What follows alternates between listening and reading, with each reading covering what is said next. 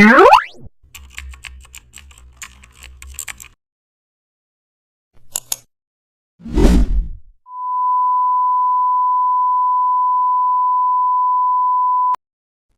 back to the channel.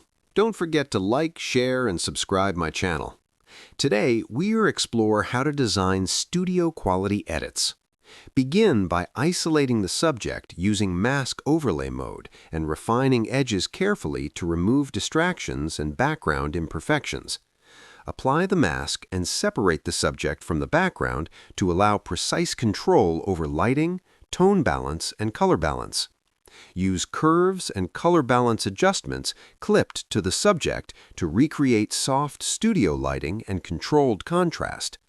Optional tips include adding subtle gradient masks or background falloff to mimic professional studio depth. Studio quality masking helps achieve polished, high-end results without